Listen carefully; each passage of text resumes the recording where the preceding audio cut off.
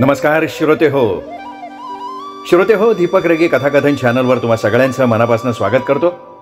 मित्रांनो, तुम्ही ऐकताय शिवाजी देशमुख यांची आयुष्य हे ही कादंबरी आणि आज भाग 11.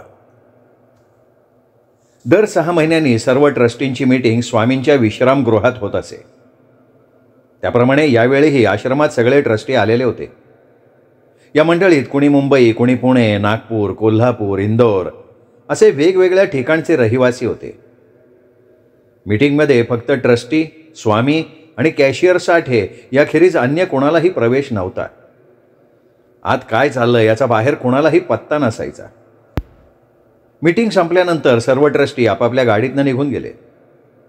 ते गेल्यानंतर स्वामींनी जगू आणि अजून 2 शिष्यांना विश्रामगृहात बोलवून घेतलं.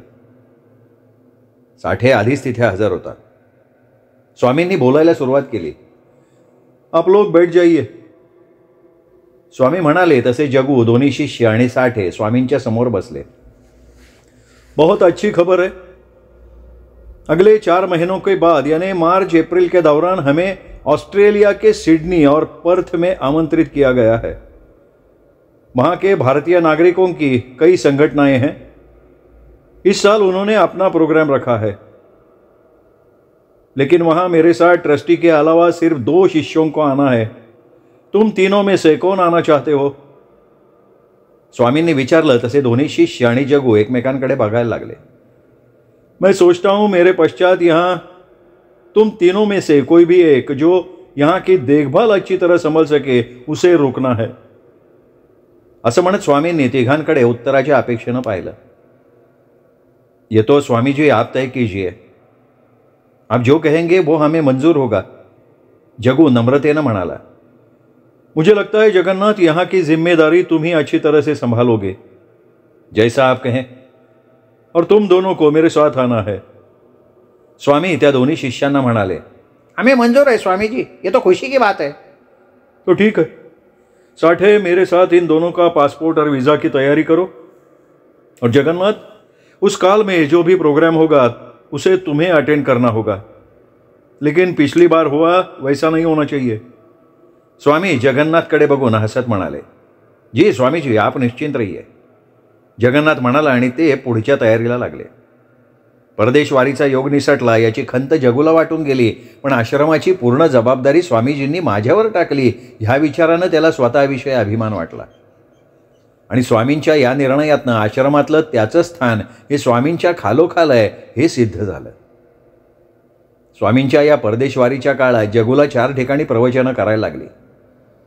त्यामुळे त्याला मिळालेले सन्मान आणि प्रसिद्धी यामुळे तो सुखावला असला तरी त्याच्या प्रवचनांवर स्वामींकडून लादल्या गेलेल्या मर्यादांमुळे तो मनातनं अस्वस्थ होता. त्यानं केलेलं वक्तव्य आणि विचार हे जणू स्वतःचे नव्हतेच, तर स्वामींप्रमाणे केलेली पोपटपंची होतीये याची त्याच्या मनाला सतत खंत वाटत होती. या 4 ठिकाणच्या दौऱ्यात जगूबरोबर स्वतः साठे आणि स्वामींची शिष्या केतकी हे आवर्जून जात होते. तरुण आणि आकर्षक असलेली ही शिष्या स्वामींप्रमाणे जगूची सगळ्या प्रकारे काळजी घेत होती. त्याला हवं नको जातीनं पाहत होती. मात्र जगूला त्यामुळे मनात संकोचल्यासारखं वाटत होतं. तसंच आत्तापर्यंत कधीही बाहेर न जाणारा साठे सलग 4ही वेळा न चुकता आपल्याबरोबर काय येतोय याचा उलगडा जगूला झाला नाही. शेवटचा दौरा संपून परत आश्रमाकडे येताना साठे बोलण्याच्या ओघात बोलून गेला. स्वामीजी, आपण कमाल केली. मला खात्री नव्हती. कशाची? मी स्वामींसारखं प्रवचन करू शकणार नाही याची खात्री नाही. प्रवचनाचं नाही म्हणत आहे मी. त्यातलं आपल्याला काय कळतंय हो. मग 4ही ठिकाणी मिळून 2.25 लाख झाले. कधी कधी स्वामींच्या कार्यक्रमात सुद्धा एवढी रक्कम मिळत नाही. नाही, कसली रक्कम मला कळालं नाही. अहो, आपलं मानधन आणि इतर देणगी म्हणतोय हो मी. आपण मानधन घेतो? अर्थात. तुम्हाला माहीत नाही? नाही. तरीच काय? प्रत्येक कार्यक्रमात त्यांनी तुमच्याबरोबर माझी ड्युटी का लावली ते समजलं. पण मग स्वामींच्या बरोबर तर तू कधीच नसतोस, तेव्हा हे काम कोण करतं? बनवारीची ड्युटी असते ना तेव्हा. आता ही एवढी कॅश आश्रमात ठेवणार? मग कुठे ठेवणार? बँकेत का नाही जमा करत? बँकेत? हां हो, ठेवणार ना, ठेवणार. पण स्वामी आल्यानंतर त्यांना आधी सगळा हिशोब द्यायचा असतो. त्यानंतर त्यांना सगळ्या ट्रस्टींना कळवावं लागतं. देणगीदारांना किंवा आयोजकांना पावती द्यावी लागत असेल ना? मागितलं तर द्यायची, म्हणून पावती पुस्तक सोबत न्यावं लागतं. अरे तुम्हाला काहीच कसं माहीत नाही हो? अहो स्वामी, त्याच्याशिवाय आश्रम चालणार कसं? साठे जगूच्या आज्ञाला हसत म्हणाला. आणि केतकीला सोबत कशासाठी घेतलं? ती स्वामींची आज्ञा. पण स्वामींबरोबर ती दौऱ्यावर कधीच नसते. जगूनं शंका विचारली. बाहेरची सेवा ते चौघं बघतात ना. मी सोबत आलेलं आवडलं नाही का स्वामींना? केतकी लटक्या रागानं म्हणाली. नाही नाही, तसं नाही. स्वामींची अजून एक आज्ञा आहे. ते परत येईपर्यंत तुमचा मुक्काम स्वामींच्या विश्रामगृहात सांगितलं आहे त्यांनी.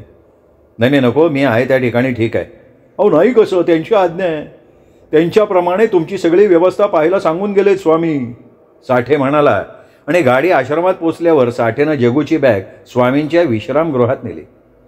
स्वामी अजून 15 दिवस येणार नाहीये, तोपर्यंत तुम्हाला इथे राहावं लागेल, साठे म्हणाला. आणि तो त्याच्यासोबतची बॅग घेऊन त्याच्या खोलीत निघून गेला. प्रशस्त असं ते विश्रामगृह. ते विश्रामगृह जगन्नाथनं अनेक वेळा स्वामी असताना पाहिलं होतं. पण आज तो तिथल्या सोयी आणि सजावटींकडे कुतूहलानं बघत होता. प्रशस्त बेड, सोफा, समोर टीव्ही, मोठा आरसा, चहूबाजूला अनेक देवदेवतांची तैलचित्र बघत तो क्षणभर सोफ्यावर विसावला. हॉलचं निरीक्षण करताना जगूच्या मनात सहज शंका दाटून आली. साठेनं या रूममध्ये नक्की छुपा कॅमेरा ठेवला असणार.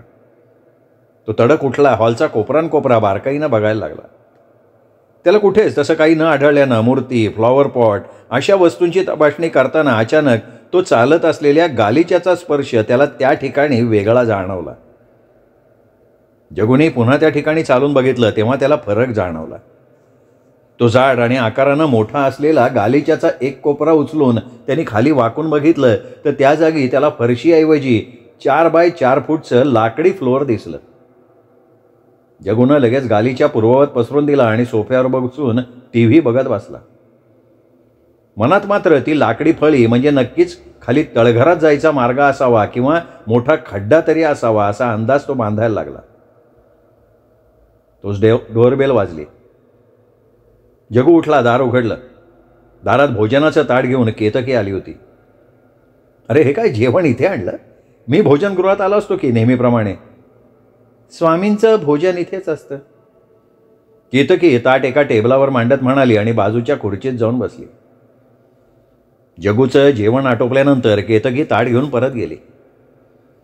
जगू बाहेर येऊन हिरवळीवर शतपावली करत राहिला. आश्रमातलं असं सुखासीन जीवन खरंच परमार्थाच्या वाटेकडे जाणार आहे का? जगू मनातल्या मनात विचार करत होता.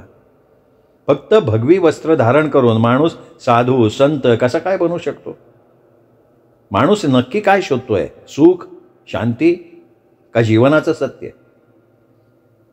बराच वेळ विचारात गढून गेलेल्या जगूला दिवसभराच्या श्रमानं आता झोपेची गरज वाटायला लागली. एव्हाना सर्वत्र सामसूम होऊन रात्रीचे 10 वाजून गेले होते. साठेची रूम मात्र जागी असल्याचं दिसलं. जगू सरळ विश्रामगृहात गेला. दार बंद करून त्यांनी बेडवर अंग टाकलं. तोच दाराची बेल वाजली. उठून दार उघडलं. बघतो तर हातात दुधाचा पेला घेऊन केतकी सरळ आत आली. हे कशाला आणलं? मला त्याची सवय नाही आहे, जगू वैतागत म्हणाला. स्वामी रोज झोपण्यापूर्वी घेतात, केतकी स्मित करत म्हणाली. ठीक आहे, तिथे ठेव आणि जा, रात्र बरीच झाली आहे. केतकी थोडा वेळ घोटाळली. शेवटी जगूकडे एक नाराजीचा कटाक्ष टाकून निघून गेली. जगू क्षणभर विचारात पडला. नंतर दुधाचा ग्लास घेऊन त्याने खिडकीतनं दूध बाहेर ओतून टाकलं. सावध राहायला पाहिजे, इथे काहीही घडू शकतं. मनात असा निश्चय करून तो झोपणार. तोच त्याला त्या लाकडी फ्लोअरची आठवण झाली. आतून दार बंद झाल्याची खात्री करून त्यांनी त्या ठिकाणचा गालीच्या बाजूला सारला. अंधुक प्रकाशात तो भाग त्याने चाचपत बघितला तेव्हा हाताला एका बाजूला लहानशा कडीचा स्पर्श झाला. कडी उभी करून त्याने ती फळी उचलण्याचा प्रयत्न केला. तोच फळी एका बाजूनं दरवाज्यासारखी उघडली. आत फक्त काळाकुट्टा अंधार बघून जगूनं विजेरी शोधत त्या अंधारात प्रकाशझोत टाकला. आत उतरण्यासाठी जिना बघून गुडघ्यावर बसून तो प्रकाशझोत खाली फिरवत राहिला. ती 10 बाय 10ची लहानशी खोली होती. जगू सावकाश जिना उतरून खोली बघायला लागला. खोली रिकामीच होती. मात्र जिनेच्या खालच्या भागात एक मोठं लोखंडी कपाट दिसलं. कपाटाला जाड कुलूप लटकवलेलं दिसत होतं. जगू वर आला. त्याने ती फळी पूर्ववत बंद केली. कडी खाली सपाट केली. गालीच्या सरळ केला. काय असेल त्या कपाटात या विचारात त्याचे डोळे मिटले. स्वामी परदेश दौरा आटोपून आले आणि आश्रमातली दिनचर्या नेहमीप्रमाणे सुरू झाली. परदेश दौऱ्यातनं बऱ्याच डॉलर्सची कमाई झाल्यामुळे ट्रस्टी खुश होते. त्यात त्यांची ही परदेशवारी झाल्यामुळे काही ट्रस्टी आता अमेरिकेतल्या भारतीयांच्या संघटनांची पत्रव्यवहार करत होते. मध्यंतरात बराच काळ लोटला. नवीन शिष्य आश्रमात दाखल झाले. आता महाराष्ट्राबाहेर गुजरात, मध्य प्रदेश, राजस्थान, उत्तर प्रदेश या ठिकाणी स्वामींची प्रवचनं व्हायला लागली. त्यामुळे आश्रमाचं आणि स्वामी विद्यानंदांचं नाव देशभर पसरलं. चातुर्मासात स्वामींनी सलग 8 दिवसाचा दौरा आखला. शेवटचं प्रवचन मुंबईत होतं. त्यामुळे ते आधीच मुंबईला जाऊन पाहणी करून आले. या दौऱ्यात स्वामींनी काही ठिकाणी जगूचं प्रवचन ठरवलं आणि त्याला त्या त्या ठिकाणी कुठल्या विषयावर बोलायचं हे सुद्धा ठरवून दिलं. दौऱ्यात नेहमीप्रमाणे ते 4 शिष्य, स्वतः स्वामी आणि जगू अशी मंडळी होती. सुरुवातीच्या 3 ठिकाणी स्वामींची प्रवचनं झाली. या प्रत्येक ठिकाणी ट्रस्टींपैकी एक तरी हजर असायचाच हे जगूनं हेरलं होतं. म्हणून त्यांनी स्वामींच्या आज्ञेनुसारच प्रवचनं करायचं ठरवलं. 2 ठिकाणी जगूचं प्रवचन झाल्यानंतर 3ऱ्या ठिकाणी पुन्हा स्वामींचं प्रवचन झालं आणि त्यांना प्रचंड डोकेदुखीचा त्रास सुरू झाला. पुढची 2 प्रवचनं जगूनं करून शेवटचा मुंबईचा कार्यक्रम स्वामींनी करायचा होता.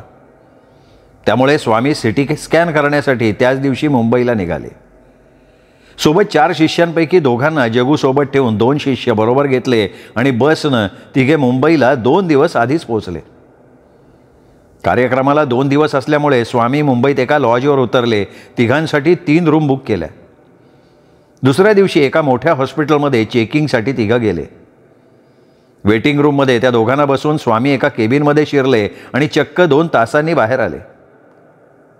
चला, उद्या रिपोर्ट मिळणार, स्वामी म्हणाले. दोघं लॉजकडे निघाले. काय म्हणाले डॉक्टर? ब्रेन हॅमरेज होऊ शकतं म्हणाले. मग त्याच्यावर उपाय? ते आता उद्या रिपोर्ट आल्यावर कळेल. सध्या एक औषध रात्री झोपताना घ्यायचं आणि 12 तास शांत झोपायचं एवढंच सांगितलंय, स्वामी म्हणाले. आणि एका मेडिकल स्टोअरमधनं त्यांनी सांगितलेलं औषध घेतलं. लॉजवर येऊन त्यांनी लवकर जेवण आटपलं आणि स्वामी त्यांच्या रूममध्ये जाता जाता म्हणाले, सकाळी 8 शिवाय मला कोणी डिस्टर्ब करू नका. दोघे शिष्य आपापल्या रूममध्ये जाऊन झोपले. दुसऱ्या दिवशी दोघे शिष्य तयार होऊन स्वामींचा दरवाजा उघडण्याची वाट बघायला लागले. 8:30 वाजले तरी स्वामी उठले नाहीत म्हणून बनवारीनं बेल वाजवली. थोड्या वेळानं दार उघडलं. स्वामी झोपेतनं नुकतेच उठले होते. स्वामींनी झटपट आंघोळ उरकली. चहा नाश्ता करून ते पुन्हा त्या हॉस्पिटलमध्ये आले. त्या भव्य हॉस्पिटलच्या इमारतीत अनेक वेगवेगळ्या विभागांची दालनं होती. स्वामी कालचं दालन सोडून पाट्या वाचत पुढे निघालेले बघून बनवारी म्हणाला, स्वामीजी, कल आप यहाँ आए थे, आप आगे क्यों जा रहे हो? सिटी स्कैन का रिपोर्ट वहाँ नहीं आगे मिलता है, सब डिपार्टमेंट अलग अलग होते. स्वामी म्हणाले आणि पुढच्या एका दालनात ते तिघे शिरले. तिथे आधीच 20-25 लोक वेटिंगमध्ये बसले होते.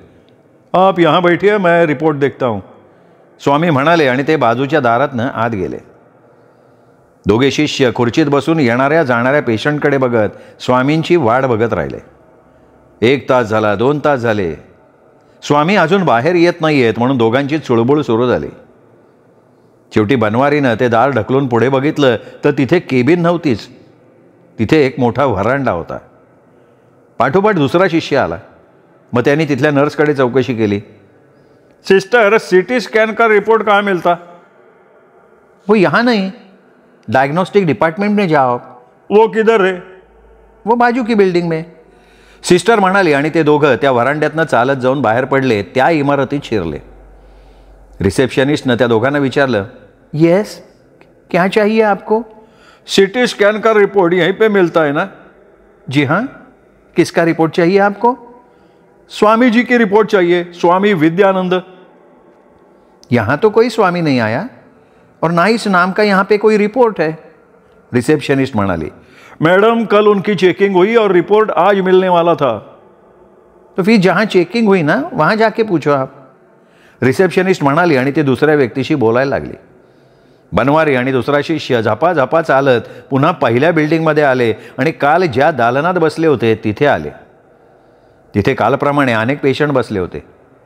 बनवारीनं काल स्वामी ज्या केबिनमध्ये गेले होते ते दार ढकललं, आत गेला आणि बघतो तर तिथे जेंट्स आणि लेडीज टॉयलेट होते.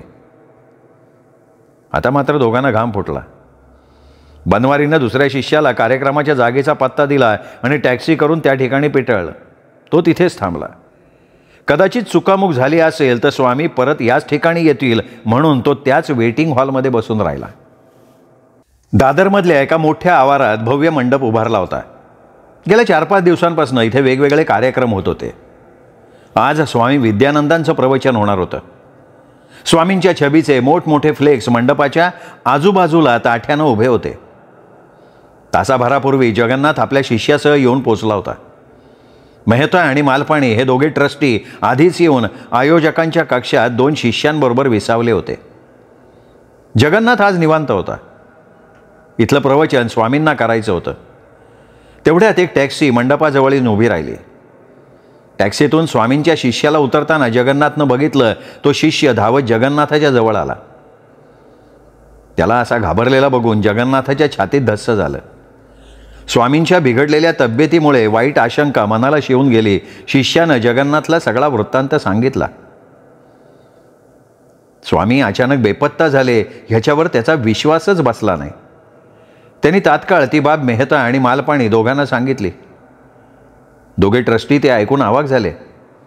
लगेच दोन्ही ट्रस्टी, जगन्नाथ आणि तो शिष्य आले त्याच टॅक्सीतनं हॉस्पिटलकडे रवाना झाले. वाटेत मेहतांनी त्या शिष्याला अनेक प्रश्न विचारले, घटनाक्रम जाणून घेतला. त्या चौघांना आलेलं बघून घाबरलेल्या बनवारीला हायसं वाटलं. ट्रस्टींनी पूर्ण हॉस्पिटल पिंजून काढलं, अनेकांकडे चौकशी केली. त्यांनी 3 साधूंना व्हरांड्यात वेटिंग रूममध्ये बघितल्याचं समजलं. पण ते साधू कुठे आले होते, कोणाकडे आले होते हे मात्र कोणाला कळालेलं नव्हतं. तिथून सगळेजण लॉजवर गेले. स्वामींची रूम बघितली. त्यांची बॅग होती तशीच पडलेली होती. मेहता साहेब आणि मालपाणी अत्यंत अस्वस्थ झाल्याचं जगूला जाणवलं. मेहता साहेब, मला वाटतं आपण पोलिसात नोंद करायला हवी. त्यांच्या मदतीशिवाय आपल्याला कसं कळेल ना नक्की काय झालंय. जगू म्हणाला. नाही, आधी आश्रम गाठायला हवा बाबा. मेहता मालपाणीकडे बघत म्हणाला. हो बरोबर आहे, आधी आश्रम गाठायला हवा. मालपाणी गंभीर आवाजात म्हणाले. जगन्नाथ, तुम्ही प्रवचनाच्या तयारीत राहा. वेळेत आले ते तर ठीक, नाही तर आज तुम्हालाच निभावून न्यावं लागेल. मालपाणी आज्ञेच्या सुरात म्हणाले. जगन्नाथला त्यांच्या पुढ्यात काही बोलता नाही आलं. आणि हो, प्रवचन संपताच लगेच रात्रीतनं निघायचं. आम्ही आत्ताच निघणार आहोत आश्रमाकडे. सर्व ट्रस्टी जमेपर्यंत स्वामींचं विश्रामगृह कुणीही उघडायचं नाही. मेहता एक शब्द बजावणीच्या स्वरात बोलले. सगळेजण कार्यक्रमाच्या ठिकाणी परत पोहोचताच मेहता आणि मालपाणी यांनी इतर सर्व ट्रस्टींना फोन करून शक्य तितक्या जलद आश्रमाकडे यायला सांगितलं आणि ते दोघे त्यांच्या गाडीतनं घाईघाईनं निघाले. हा सगळा प्रकार जगूला अनपेक्षित होता. ऐनवेळी या ठिकाणी प्रवचनासाठी विषय कुठला घ्यावा आणि इतक्या अल्प काळात त्याची तयारी कशी करणार. स्वामी असे अचानक गेले कुठे का माझी परीक्षा बघतायत ते. पूर्वी एकदा म्हणाले होते की तुला योग्य वेळी संधी देईन, पण ही संधी म्हणजे नक्की कसली. माझ्या विचारानुसार प्रवचन करायची का अजून काही वेगळंच घडणार आहे. मनात नाना विचारांचं काहूर उठलं असताना प्रवचनाची वेळ जवळ येऊन ठेपली. सगळ्या प्रश्नांना बाजूला सारून मुख्य विषय ईश्वराच्या अस्तित्वावर आज बोलायचं असा त्यांनी मनाशी बेत पक्का करून टाकला. परमेश्वराच्या अस्तित्वाबद्दल जगूच्या मनात अनेक प्रश्न उपस्थित झाले होते. त्याची उत्तरं तो विचारपूर्वक सोडवतही होता. खरं तर हा प्रश्न अशिक्षित आणि श्रद्धाळू लोकांना पडत नसला तरी सुशिक्षित मध्यमवर्गीयांना सतत पडत असतो. म्हणून इथे मुंबईसारख्या शहरात याच विषयावर बोलणं अधिक इष्ट ठरेल. ही खूणगाठ मनाशी बांधून जगूनं त्या दिवशी विषयाला हात घातला. नियोजित वेळेत प्रवचन सुरू झालं. मंडप प्रेक्षकांनी खच्चून भरला असला तरी ऐनवेळी स्वामींच्या ऐवजी त्यांच्या शिष्याचं प्रवचन होणार म्हणून भाविकांचा उत्साह थोडा ओसरलेलाच वाटला. जगन्नाथानं बोलायला सुरुवात केली. माझ्या सर्व भाविक बंधू भगिनींनो, मी कुणी महान तत्ववेत्ता नाही आहे आणि ईश्वरी कृपेनं दैवी शक्ती प्राप्त झालेला साधू किंवा संतही नाही आहे. मी सुद्धा तुमच्याप्रमाणे एक सामान्य माणूस आहे आणि अशा सामान्य माणसाला जीवनात अनेक सुखदुःखांशी सामना करताना कधीकधी अंतर्मुख झालेल्या मनात प्रश्न पडतो, तो म्हणजे मी का जगतोय आणि कशासाठी जगतोय. खरंच आपण का जगतो? तर जन्म मिळाल्यामुळे. आता हा जन्म घेणं किंवा न घेणं आपल्या हातात नाही आहे. जन्म मृत्यू हे विश्वातलं सगळ्यात कटू सत्य आहे. पृथ्वीवर अनेक प्राणी पशु जन्माला येतात आणि शेवटी मृत्यूला सामोरं जातात. ही प्रक्रिया कैक कालापासून अव्याहतपणे चालू आहे आणि पुढे किती काळ चालेल याचा अंदाज कुणीही ठामपणे सांगू शकत नाही. एक गोष्ट मात्र यावरून सिद्ध होते ती ही की ज्या अर्थी हे काही घडतंय त्या अर्थी यामागे काहीतरी कारण असणार. कारण प्रत्येक कार्याच्या मागे कारण असतं. त्याशिवाय कार्य किंवा कृती घडत नाही हा निसर्गाचा आणि पर्यायानं विज्ञानाचा नियम आहे. हे आपल्याला मान्य करावं लागेल. आपण का जगतो या प्रश्नाचं उत्तर जर हे असेल तर या निसर्गाच्या नियमाला कारण कोण हा प्रश्न सहज आपल्या पुढे उभा राहतो. आणि जेव्हा या प्रश्नाचं यथार्थ उत्तर आपल्याला सापडत नाही तेव्हा आपण आपल्या समाधानासाठी कुणीतरी अज्ञात शक्ती की ज्याला आपण परमेश्वर किंवा गॉड म्हणतो त्या कल्पनेवर विसंबतो आणि निर्धास्त राहतो. म्हणजे जिथे ज्ञानाला मर्यादा निर्माण होतात तिथून श्रद्धा या मानसिकतेचा आरंभ होतो. आता आपण हा सर्वशक्तिमान परमेश्वर किंवा गॉड कसा असेल, त्याचं रंगरूप, त्याचं अंतःकरण कसं असेल याबाबत विचार करू. जो निर्गुण आहे, निराकार आहे, का सगुणात्मक अनेक रूपात म्हणजे मूर्तीच्या, चित्राच्या किंवा माणसाच्या अथवा पशु पक्षी किंवा कीटकाच्या रूपात आहे. हे ज्याचं त्यांनी आपापल्या ज्ञानाच्या आधारे ठरवलं आहे. म्हणजेच प्रत्येकानं कल्पिलेल्या देवाची प्रतिमा ही व्यक्ती सापेक्ष आहे. उदाहरणार्थ हिंदूंना तो मूर्तीत आणि पुराणातल्या पुरुषात दिसतो. मुसलमानांना तो पैगंबराचा देवाचा दूत म्हणून दिसतो. ख्रिश्चनांना तो येशूच्या रूपात, बौद्धांना बुद्धाच्या रूपात दिसतो. थोडक्यात महानुभाव पंथाचे म्हाईम भटानं सांगितल्याप्रमाणे आंधळ्या माणसानं हत्ती चाचपडून बघितल्यानंतर एके कानू देखिला तो म्हणे हत्ती सुपा सारिखा, एके पाय देखिला तो म्हणे खांबा सारिखा. अशी वेगवेगळी मतं हत्तीच्या असण्याबाबत व्यक्त झाली. तीच अवस्था ईश्वराच्या अस्तित्वाबाबत आपल्या सगळ्यांची आहे आणि त्यामुळे आपण कशासाठी जगतो या प्रश्नाचं उत्तरही आपण मानलेल्या ईश्वराच्या रूपानुसार जगण्याचे नियम ठरवतो, ज्याला आपण धर्माचरण किंवा धर्माज्ञा असं म्हणतो. यात प्रत्येक धर्म आणि पंथाच्या लोकांना त्यांनी स्वीकारलेल्या धर्माला अंतिम श्रेष्ठत्व देऊन इतर धर्म, रूढी, परंपरांना ते निषिद्ध मानतात. ही वस्तुस्थिती आहे. आपण रोज बातम्या बघतो. कित्येक निष्पाप लोक, स्त्रिया, लहान मुलं वेगवेगळ्या अत्याचाराला बळी पडतात. देव जर दयाळू आहे तर त्यांची त्याला दया काय येत नाही. याचा अर्थ जगात देव नाही असं मला नाही म्हणायचं. तो निश्चित आहे, त्याचं अस्तित्व मानलंच पाहिजे. पण आपण ज्या गोष्टींना देवत्व बहाल करतो त्या चुकीच्या आहेत. देव फक्त त्याच्या नावाचा जप करून, त्याची प्रार्थना किंवा स्तुती करून खुश होत असेल किंवा त्याला काही आमिष दाखवलं तर तो आपली मागणी पूर्ण करतो असा असेल तर त्याला देव का म्हणावं. त्यापेक्षा वृक्षवेली न मागता फळं देतात, फुलं देतात, जमीन धान्य पिकवते, सूर्य प्रकाशाबरोबर पाऊस देतो, त्याचा कधी आपण विचार करतो. देव जर शोधायचा असेल तर तो तुम्हाला निसर्गात सापडेल. जगाच्या कल्याणासाठी स्वतःची आहुती देणाऱ्या माणसात सापडेल. दगडावर कितीही दूध ओतलं, मूर्तींना सोन्याचे मुकुट चढवले किंवा दिवसातून 10 वेळा त्याची प्रार्थना केली तरी तुमची हाक त्याच्या कानापर्यंत कधीही पोचणार नाही. एखाद्या भुकेल्याला अन्न दिलं, एखाद्या संकटात सापडलेल्या प्राण्याला किंवा मानवाला मदत केली तर तुम्हाला देव शोधायची गरज नाही. कारण देव भिकाऱ्याला किंवा संकटग्रस्त माणसाला भेटलेला असतो आणि तो देव असतो तुम्ही स्वतः. सलग 2 तास चाललेलं जगन्नाथाचं प्रवचन लोक शांतचित्तानं ऐकत होते. प्रवचन संपल्यानंतर अनेक लोकांनी जगूला गराडा घातला. त्यात काही पत्रकार होते. आपल्या ह्या प्रवचनामुळे काही सनातनी मंडळी दुखावली जाणार हे जगूला माहिती होतं, म्हणून त्यानं कोणाशीही न बोलता आश्रमाकडे लगेच निघायची घाई केली. गाडीत 4 शिष्य आणि वाहन चालक आधीच जाऊन बसले होते. जगू गर्दीतनं वाट काढत गाडीच्या दिशेने निघाला. तेवढ्यात एक तरुण जगूच्या हातात एक पाकिट कोंबत हळू आवाजात म्हणाला, एकांती वाचावे. लगेच पाठ फिरवून तो तरुण गर्दीत नाहीसा झाला. जगूनं पाकिट खिशात घातलं. तो गाडीजवळ आला. पाकिटाच्या आकारावरनं मिळालेली बिदागी फार अल्प असणार हे जगूच्या लक्षात आलं. तो गाडीत बसणार तोच आयोजकांबरोबर 2-4 गृहस्थ घाईघाईत आले. स्वामीजी खूप छान बोललात. लोकांना नेहमीपेक्षा वेगळं ऐकायला मिळालं. आयोजक म्हणाला आणि आभार मानत त्यांनी एक जाडजूड बंद पाकिट दिलं. जगन्नाथानं ते तसंच बनवारीच्या हातात दिलं. गाडी मार्गाला लागली. जगू विचार करायला लागला की जर हे मानधनाचं पाकिट आहे तर आधी तो तरुण देऊन गेलेल्या पाकिटात काय असेल.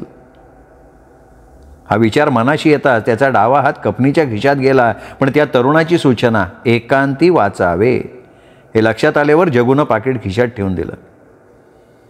कुणीतरी सनातन्यानं लेखी निषेध किंवा धमकी दिली असणार या विचारानं निवांतपणे आश्रमात जाऊन वाचू असं म्हणून जगू गप्प बसला. आश्रमात पोचायला सकाळचे 8 वाजले. तिघे ट्रस्टी स्वामींच्या विश्रामगृहात न जाता साठेच्या रूममध्ये थांबले होते. आश्रमातलं वातावरण गंभीर दिसत होतं. कोणी कोणाशी बोलत नव्हतं. जगन्नाथ गाडीतनं उतरल्या साठेच्या रूममध्ये गेला. मिळतो साहेब, आपण विश्रामगृहात बसा ना, इथे असं अवघडल्यासारखं वाटतंय. जगन्नाथ म्हणाला, नाही इथे ठीक आहे, अजून काही मंडळी यायची आहेत, ते आलं की जातो आम्ही आत. तुम्ही असं करा, तुम्ही थकला असाल, वेळ पडली की बोलवतो तुम्हाला. याचा अर्थ यांना मी आत्ता यांच्याबरोबर नको आहे. जगूच्या लक्षात आलं आणि तो हॉलमध्ये आपल्या कॉटवर येऊन बसला. 11च्या सुमाराला सगळे ट्रस्टी जमा झाले. साठेने स्वामींचं विश्रामगृहाचं दार उघडून दिलं. सगळे ट्रस्टी आत गेले. आतून दार बंद करून टाकलं. साठे बाहेर थांबला. अर्ध्या तासानंतर दार उघडलं आणि बनवारी आणि अन्य 3 शिष्यांना त्यांनी आत घेतलं. 1 तासाने ते चौघे बाहेर आले. त्यांचे चेहरे रडकुंडेला आलेले दिसत होते. त्यानंतर एकट्या साठेला त्यांनी आत बोलावलं. 20 मिनिटांनी तो बाहेर आला आणि जगूला ट्रस्टींनी बोलवलं म्हणून त्यांनी जगूला सांगितलं. जगन्नाथ विश्रामगृहात शिरला. 7ही ट्रस्टींच्या चेहऱ्यावर निराशा, संताप, वैफल्य दिसत होतं. स्वामी परदेशात असताना तुमचं वास्तव्य या विश्रामगृहात होतं ना? मेहतानं जगूला सरळ प्रश्न केला. हो, स्वामींची तशी आज्ञा होती असं साठे म्हणाले. किती दिवस तुमचा मुक्काम होता इथे? 1/2 दिवस होतो. या विश्रामगृहात तुम्हाला काही आढळलं? म्हणजे या हॉलमध्ये एखादी गोष्ट तुमच्या निदर्शनाला आली का? हो आली. कुठली? पूर्ण हॉलमध्ये CCTV कॅमेरा किंवा गुप्त कॅमेरे लावलेले आढळले नाहीत. आणि दुसरं? इथे स्वामीजींसाठी सर्व उपयुक्त साधनं आढळली. स्वामीजींचं भोजन इथेच केतकी नावाची शिष्य आणून द्यायची. या व्यतिरिक्त दुसरं काही दिसलं नाही? अरे साला मेहता, जे त्याला माहीत नाही ते त्याला काय विचारते रे तू? चंदानी साहब, आप जरा रुकिये. अरे काय रुके शाला? जे त्याला माहिती नाही त्याची तू माहिती करून देती का त्याला? शाला शमद्यानी बघितला, लाग तोडावा लागला म्हणजे ज्याच्याकडे चाबी तो शाला बंद करेल ना ते. माफ करा, तुम्ही काय बोलताय मला जरा स्पष्टपणे सांगितलं ना तर बरं होईल. स्वामी नक्की कुठे गेलेत? ते मुंबईतनं बेपत्ता झालेत. आपण त्यांचा तिथे शोध घ्यायचं सोडून इथे त्यांच्या विश्रामगृहात काय शोधतोय? अरे आमचे मारून गेला तुझा स्वामी. मालपाणी दाबून ठेवलेला संताप व्यक्त करत मोठ्यानं ओरडला. काय केलं काय त्यांनी? जगूही त्याच पट्टीत आवाज वाढवून बोलला. अरे 7 कोटीला चुना लावून गेला तो. काबराजी, भाषा जपून वापरा. हा आश्रम आहे. अरे आश्रम काय तुझ्या बापाचा आहे? मेहता असं म्हणाला तसा जगू ताडकन उठून उभा राहिला. हे बघा, आश्रम कोणाच्याही बापाचा नाही, पब्लिक ट्रस्ट आहे ही. तुमचं नक्की काय दुखतंय ते नीट सांगा. शक्य असल्यास आम्ही मलमपट्टी करू. अबे साला मेहता, त्याला काय बोलते? साला शाप निघून गेला, जमीन धुपटत बसला तू जा रे बाबा, जा आता तू. चंदाणी जगूला म्हणाले तसा जगू तिरीमिरीत बाहेर पडला. चला, जे झाला ते झाला. आता काय बी हंगामा केला तर काय घंटा होणार नाही. पुढं काय करायचा विचार करा. पोलीस कंप्लेंट करा. काय पागल आहे का तू शाला? पोलिसात गेला तर शब्द भांडं फुटल. आपण जाऊ 12च्या भावात. अरे मग त्याला शोधायचा कसा? अरे आपण शोधला तर तो हिथं थोडा सापडणार. शालेने पासपोर्ट व्हिजा आधी तयार करून ठेवला होता. बराच वेळ मीटिंग चालली. शेवटी हे प्रकरण कुठलाही गाजावाजा न करता दडपून टाकण्यात सगळ्यांचं हित आहे हे त्यांच्या लक्षात आलं. सध्या आश्रमात ढवळाढवळ न करता स्वामींच्या ठिकाणी जगन्नाथची नेमणूक करून जगन्नाथानं आश्रमाची सूत्र सांभाळावी असं ठरवून सर्व ट्रस्टी दुर्मुखल्या चेहऱ्यानं निघून गेले. जगू ट्रस्टींच्या दालनातनं बाहेर पडल्यावर त्यांनी साठेला गाठलं.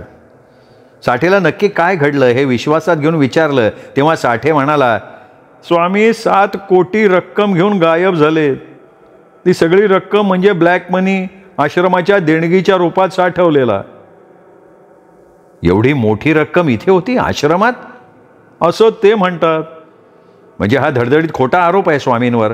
मलाही तसंच वाटतंय. अहो त्या हॉलमध्ये रक्कम ठेवायला आहे कुठे जागा? आश्रमाची तिजोरी आहे माझ्या खोलीत, त्यात जास्तीत जास्त 10-12 हजार असतात. पण ते मला म्हणतात 2 मोठ्या बॅगा भरून गेल्या म्हणे. याचा अर्थ साठेला सुद्धा विश्रामगृहातल्या त्या तळघराची कल्पना नाही आहे. जगूनं मनाशी विचार केला, अरे पण ह्या बॅगा त्यांनी न्यायला केव्हा? आपल्या दौऱ्याच्या आधी ते मुंबईला गेले होते ना एकटे, तेव्हा आश्रमातल्या प्रवचनाच्या पुस्तिका भक्तांना आधीच देतो असं स्वामी म्हणाले होते म्हणे. असं कोणाला सांगितलं स्वामींनी? ते त्यांच्याबरोबर नेहमी असतात बनवारी आणि ते तिघे त्यांना. आता जगूला पूर्ण घटनेची कल्पना आली. स्वामींनी अगदी पद्धतशीरपणे कुणालाही शंका येणार नाही अशा पद्धतीनं योजना आखून काम केलेलं दिसतंय. जगू मनाशी म्हणाला आणि आपल्या कक्षात जाऊन आता पुढे काय होणार याचा विचार करायला लागला.